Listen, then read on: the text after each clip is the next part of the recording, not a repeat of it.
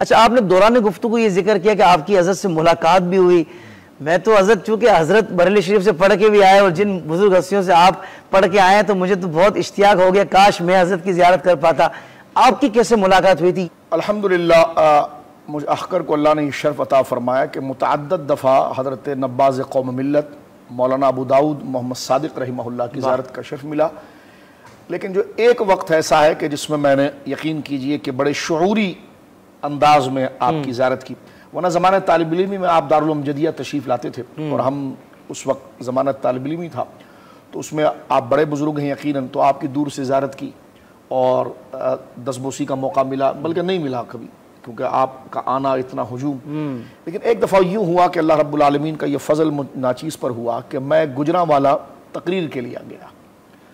تو حضرت صاحب کو یہ علم ہوا کہ میں تو ایک ناقص آدمی ہوں کہ مجھے کسی نے کہا کہ جناب وہ آیا ہے، وہ تقریر ایسی کرتا ہے وغیرہ. تو جب میں تقریر میں کر کے میں فارغ ہوا تو مجھے اطلاع دی گئی کہ جناب حضرت آپ کا انتظار کر رہے ہیں. اور اس وقت رات کے 2-2:30 بج چکے تھے. اللہ اکبر. ایک تو میں کانپ کے رہ گیا کہ حضرت انتظار کر رہے ہیں، اور اگر یہ مجھے پہلے پتا ہوتا تو میں اس کو مختصر کرتا، جلدی چلتا. وہ بھی رات کے اس پہر. رات کے اس پہر میں آپ یقین کیجئے کہ اس میں میری کیا کرامت ہوگی، میں حضرت کی شفقت بتاتا ہوں. یہی ہمارے بزرگوں کا کمال ہے حافظ صاحب. وہ کہا نا حضرت عبداللہ ابن عمر نے مختصر میں بتاؤں کہ بندہ عالم کب بنتا ہے؟ فرمایا جب اپنے بزرگوں سے حسد چھوڑے اور اپنے چھوٹوں پر شفقت کرے. لا يكون الرجل عالما حتى لا يحسد من فوقه ولا تحقر من دونه. کہ جب وہ بزرگوں سے حسد چھوڑ دے، اور بزرگوں کا حسد کیا ہے کہ ان کا ذکر ہی نہ کرے، نہ ان کی منقبت پڑھے، بس میں ہی سب کچھ ہوں. وہ عالم ہی نہیں رہا، اس کا علم گیا. اور اپنے چھوٹوں پر بہت بڑا دیکھا، تم تو آج پیدا ہوئے، تمہاری حیثیت کیا ہے، تمہارا مقام کیا ہے. تو یہ عالم ربانی کی یہ شان ہوتی ہے کہ وہ اپنے بڑوں کا ادب کرتا ہے، حسد نہیں کرتا، ہر ایک کو بتاتا ہے میرے بارے میں کیا پوچھ رہے ہو، ان بزرگوں کے بارے میں پوچھو. تو میں جب آپ یقین کیجئے 2-2:30 بجے کا ٹائم تھا، اسی مسجد شریف زینت المساجد کے صحن میں آپ ویل چیئر پر تشریف فرما تھے. اور میں وہ وقت بھولتا نہیں، ایسا جیسا چاند اتر آیا ہے اس کرسی کے اوپر.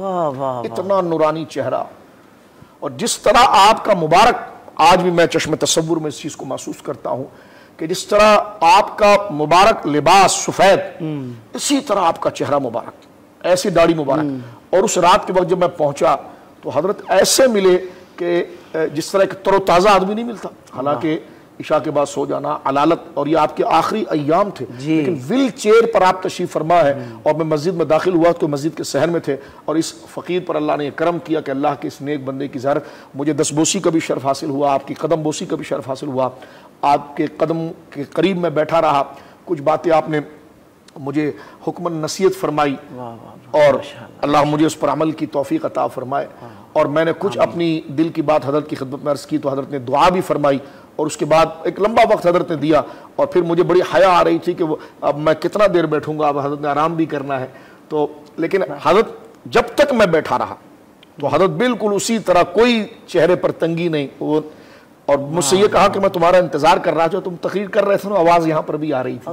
یعنی اب آپ دیکھیں ہم ان کے سامنے کیا حیثیت رکھتے ہیں، لیکن دین کی عظمت کے لیے اور حوصلہ دلانے کے لیے اور اپنے چھوٹوں پر شفقت کرنے کے لیے یہ اللہ رب العالمین نے مقام عطا فرمایا تھا. علم بھی دیا، تقوی بھی دیا، صالحیت بھی دی، اور سب اللہ کے لیے تھا. تو اس لیے انہوں نے کسی سے تکبر نہیں کیا، کسی سے حسد نہیں کیا. اور ہم جیسے گویا کہ عام سے لوگ، ان کے ساتھ اتنی شفقت و مہربانی انہوں نے کی. اللہ رب العالمین ان کی قبر کو انوار و تجلیات کی